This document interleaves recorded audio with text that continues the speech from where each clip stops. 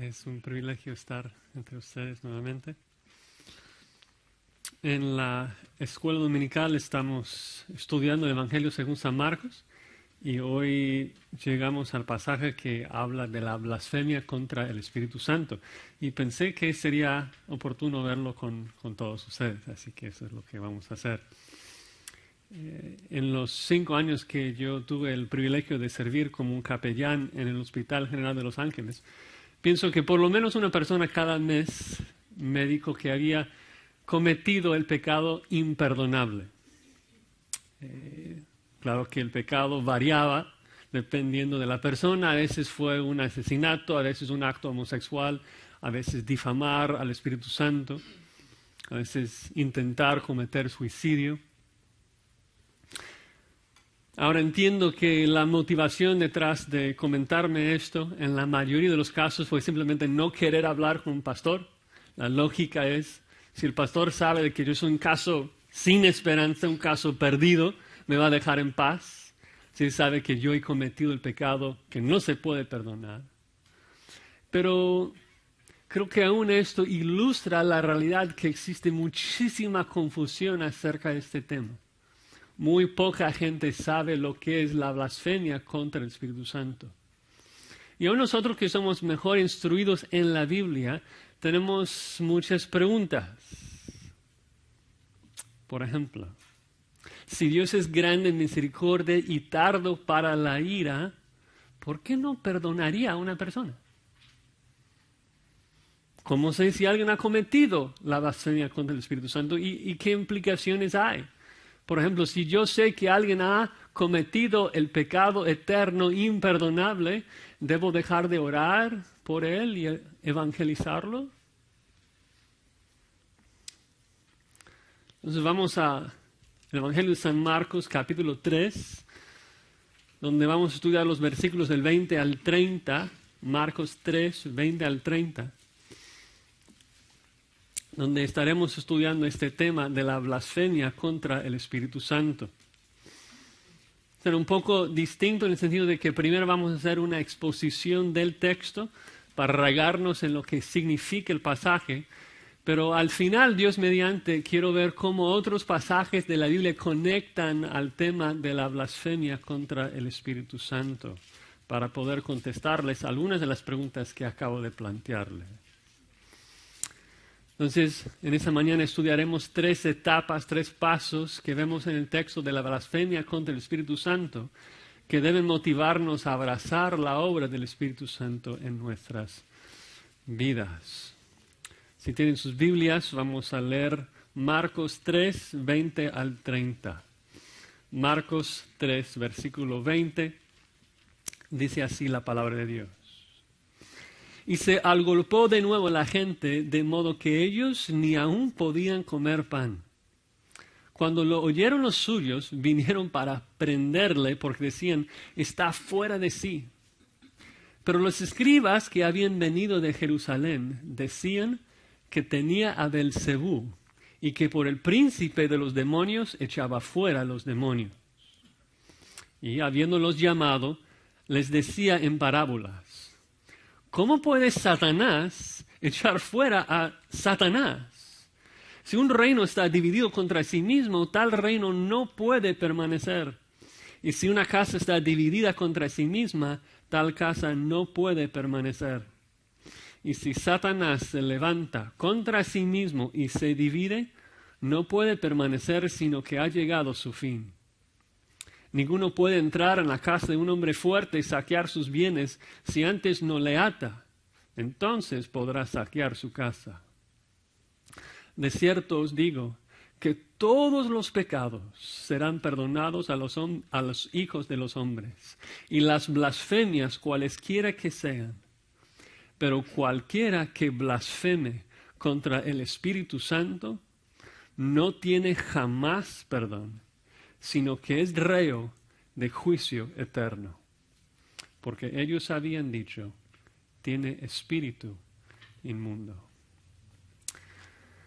Señor, te pedimos en esta mañana que tú abras nuestro entendimiento. Nos enfrentamos con un texto serio, un pasaje difícil de comprender.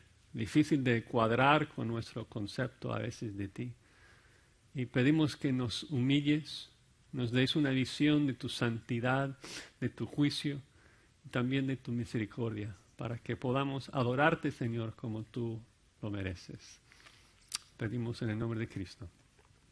Amén. Tal vez sería oportuno repasar un poco lo que está pasando acá en Marcos. Marcos tiene el propósito de mostrarnos de que Jesús es el Mesías, el Hijo de Dios. Y en esa sección está probando de que Jesús entonces tiene la autoridad de Dios. Tiene autoridad sobre la salud, tiene autoridad sobre la naturaleza, sobre el pecado, tiene autoridad sobre los demonios. Y esa autoridad demuestra de que es el Mesías, el Hijo de Dios, que tiene autoridad de salvarnos. Ahora, en el pasaje que nos toca, realmente por primera vez, Marcos nos explica, nos habla de cómo es que la gente reacciona a la autoridad de Jesús.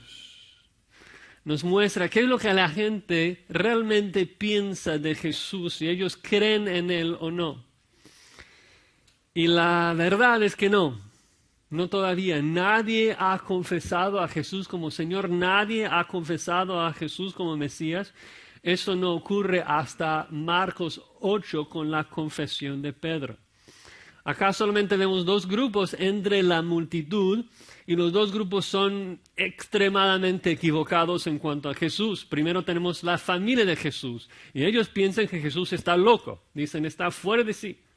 Y luego tenemos a los fariseos, los escribas, y ellos dicen de que está poseído por un demonio, por Satanás mismo.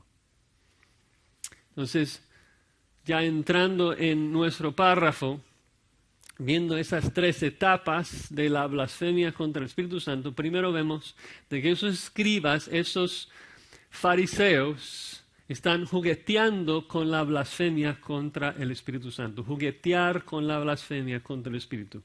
Versículo 20. Ven ahí el versículo 20 que Marcos empieza simplemente diciéndonos qué tan llena estaba la casa.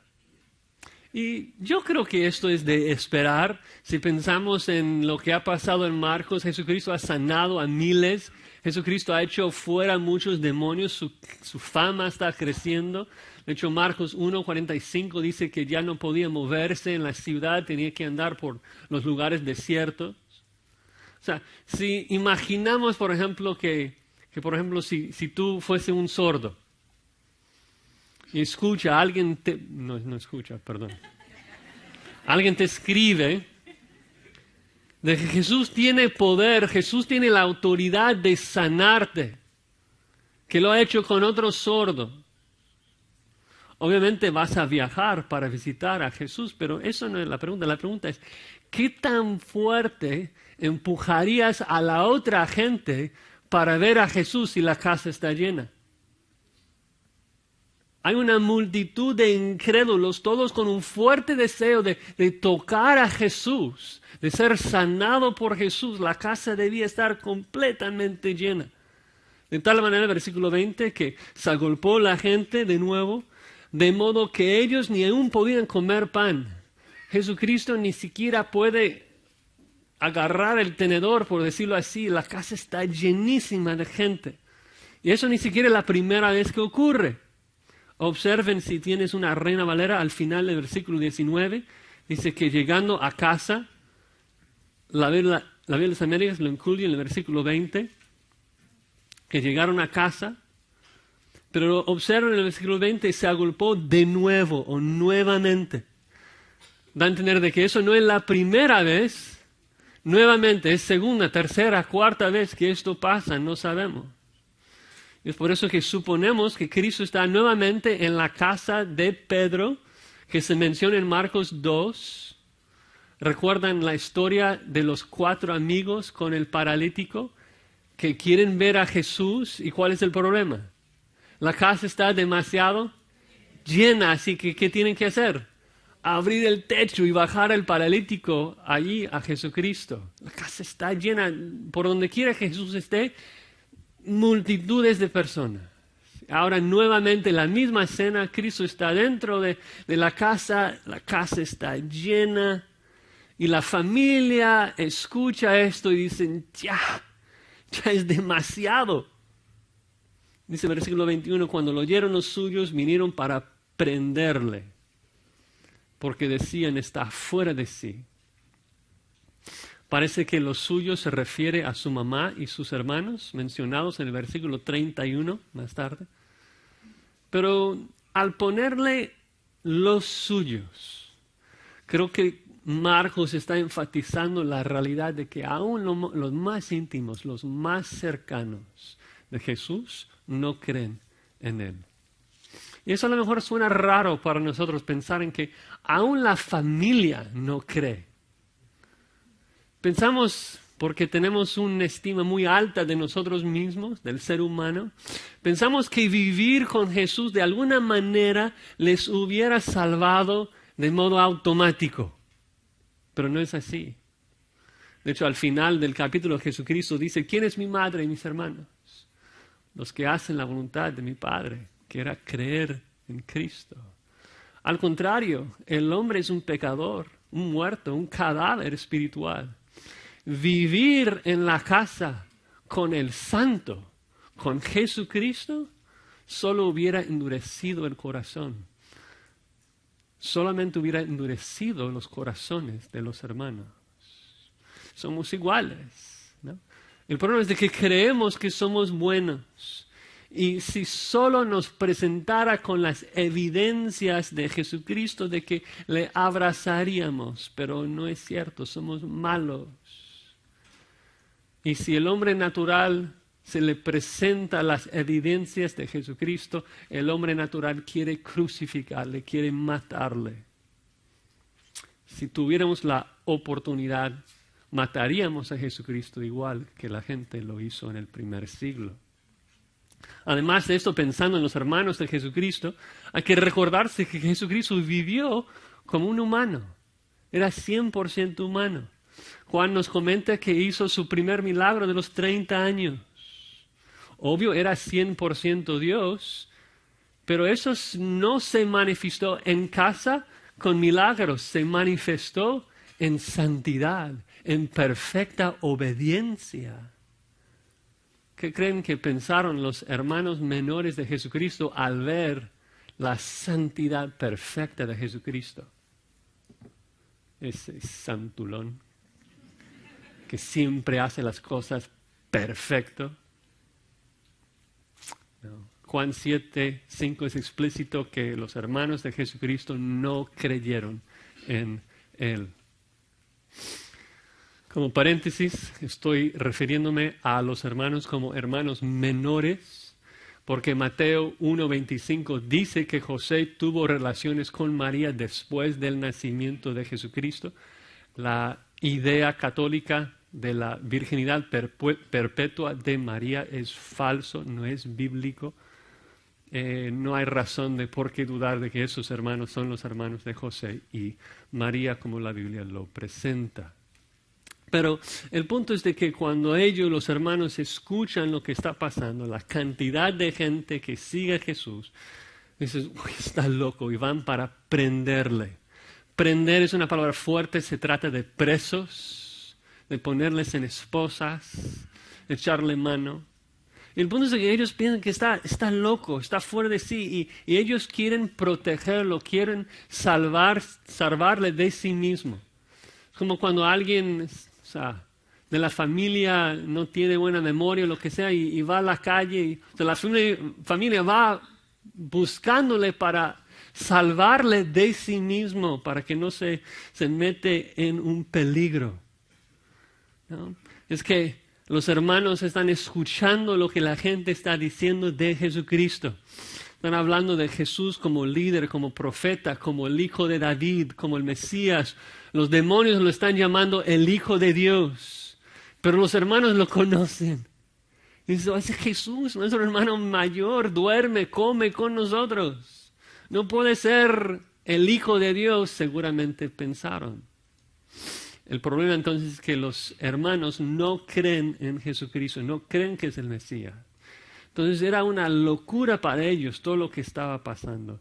Ellos van para decirle, ok, ya, Jesús, ya basta, ya basta. Vámonos a casa, deja esas ideas antes de que te metas en problemas. Entonces, si estamos viendo la reacción de la gente hacia Jesús, el primer grupo, la familia, piensa que está loco. Pero esta respuesta no es suficiente para los fariseos y los escribas. Ellos supieron que la gente no iba a aceptar esto. Jesucristo estaba haciendo muchos milagros, estaba sanando a miles de personas. Sanidades innegables. Decir que es un loco no es una respuesta aceptable. Los fariseos jamás negaron el poder de Jesús. Los fariseos jamás negaron la autoridad y poder de Jesús. Era imposible, todo el mundo lo estaba viendo. Era innegable. Entonces, ¿qué pueden hacer? Si no pueden cuestionar el poder de Jesús, cuestionan la fuente de su poder. ¿Sí? Ellos dicen que estaba haciendo milagros, sí, pero ¿por medio de quién? De Belcebú, Satanás. Ven ahí el versículo 22. Pero los escribas que habían venido de Jerusalén decían que tenía a Belcebú y que por el príncipe de los demonios echaba fuera los demonios. Ahora, los escribas primordialmente eran fariseos. De hecho, Mateo en el pasaje paralelo los llama fariseos. Eran los líderes religiosos. Lo interesante es de que el texto dice que este grupo vino ¿de dónde? De Jerusalén, del capital. Es decir, que esos son los meros, probablemente enviados por el Sanedrín para investigar a Jesucristo. Ahora, ¿investigar en qué sentido? Marcos nos explica en el contexto. Si vemos al final del capítulo 1, si vemos el final del capítulo 2, es allí donde Jesucristo dice, yo soy el Señor del día de reposo. Luego al inicio del capítulo 3, Jesucristo sana a una persona en el día de reposo. Esto causa problemas con ellos. Así que vean Marcos 3:6. Marcos 3:6. Después de que Jesús haya sanado en el día de reposo, dice que salidos los fariseos, tomaron consejo con los herodianos contra él, ¿para qué? Para destruirle. Vinieron de Jerusalén para investigar, no quién era, vinieron a investigar cómo destruirlo, cómo difamarlo, cómo desacreditarlo, cómo desenmascararlo. Y si fuese necesario, cómo matarlo. ¿Sí? Ahora no sabemos cuánto tiempo llevaban los escribas investigando a Jesús, pero por lo menos habían presenciado unas sanidades y un exorcismo, porque dicen, echa fuera demonios por medio de Belcebú. En el contexto, el último exorcismo sería 3:10, ven allí rápido, Marcos 3:10. Dice, porque había sanado a muchos, de manera que por tocarle, cuantos tenían plagas caían sobre él. Los espíritus inmundos al verle se postraban delante de él y daban voces diciendo, tú eres el Hijo de Dios. Los escribas seguramente escucharon esto. Seguramente habían escuchado también de que Jesús decía que tenía poder para perdonar pecados. Todas cosas que para ellos hubieran sido blasfemias terribles. ¿No? Decir yo soy el Hijo de Dios, no callar esto, decir que tiene autoridad de perdonar pecados. Entonces el punto es de que estos fariseos han investigado, saben las enseñanzas de Jesucristo, saben las obras de Jesucristo, habían presenciado la perfecta reflexión de Dios en la faz de Jesucristo, autentificado por las señales del Espíritu Santo. Y estando en dicha condición de un pleno conocimiento de quién era Cristo y qué estaban haciendo, dijeron, tu poder viene del diablo, no de Dios. Dicen de Belcebú.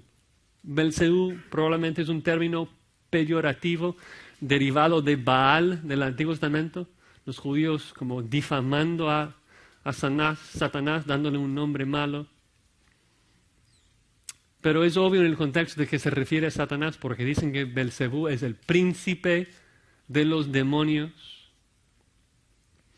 El punto es que los escribas ven la clara obra del Espíritu Santo en Jesús y dicen, es Satanás. Estaban viendo al Hijo de Dios hecho carne, escucharon el Evangelio de su boca, vieron las señales y llegaron a la conclusión de que Satanás era quien había enviado a Jesucristo para echar fuera demonios. Dos grupos. Primer grupo, la familia, piensa que Jesús está loco. Otro grupo le acusa de ser endemoniado. Los dos grupos están jugueteando con el pecado, pero el segundo grupo está jugueteando con un pecado diferente, de acuerdo a Jesucristo, con un pecado eterno, un pecado imperdonable. Vamos a ver eso en el tercer punto, pero antes vemos cómo Jesucristo refuta la afirmación de los escribas. En el primer punto estaban jugueteando con la blasfemia, ahora vemos que Jesucristo refuta la blasfemia. Versículo 23. Jesucristo demuestra claramente de que su afirmación de que Satanás es quien está echando fuera demonios es completamente ilógico e imposible. Ilógico e imposible. Vean ahí versículo 23, dice, habiéndolos llamado, les decían parábolas. ¿Cómo puede Satanás echar fuera a Satanás? Es como que, ¿estás pensando en lo que estás diciendo? No tiene sentido, no tiene ningún sentido. ¿Realmente piensa que Satanás está echando fuera a sus propios demonios? Obviamente es una pregunta retórica. Jesús no está pidiendo información, está mostrando la imposibilidad de lo que ellos están afirmando. Es imposible que Satanás esté atacándose a sí mismo. La lógica de Cristo es incontrovertible, es irrefutable. Satanás no es tan tonto para estar atacando a sí mismo, es astuto, es sabio. Ahora Jesucristo ilustra su punto, el versículo 24. Si un reino está dividido contra sí mismo, tal reino no puede permanecer. Si una casa está dividida contra sí misma, tal casa no puede permanecer. Es decir, que si pensamos en Satanás como un rey con un reino, si un rey ataca a sus propios soldados, dividiendo su reino contra sí mismo, ¿cuánto tiempo duraría ese reino? Nada. Sería un acto de suicidio si Satanás mismo está empezando una guerra civil entre sus soldados. No tiene sentido. No tiene sentido. Satanás no podría estar haciendo esto. Versículo 26 agrega, si Satanás se levanta contra sí mismo y se divide, no puede permanecer, sino que ha llegado su fin. Igual como el ejemplo del reino dividido, si Satanás está atacándose a sí mismo, su reino ya ha llegado a su fin, ya se acabó.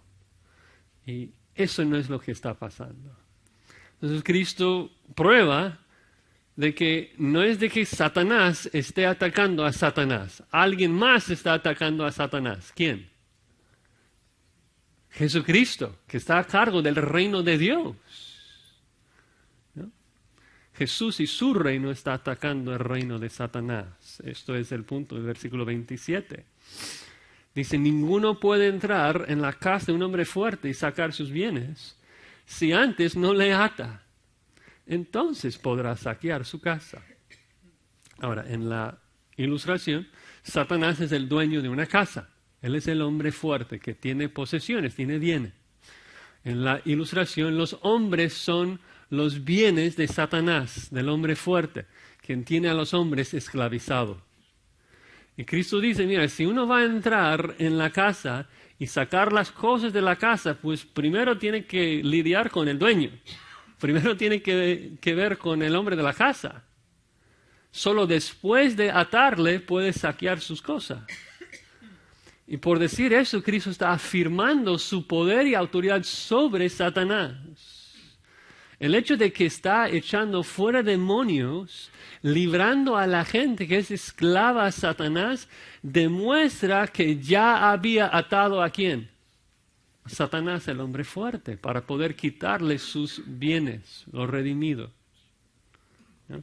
Jesús está mostrando de que Él es quien decía los demonios, el Hijo de Dios. De otra manera, los demonios no tuvieran que obedecerle.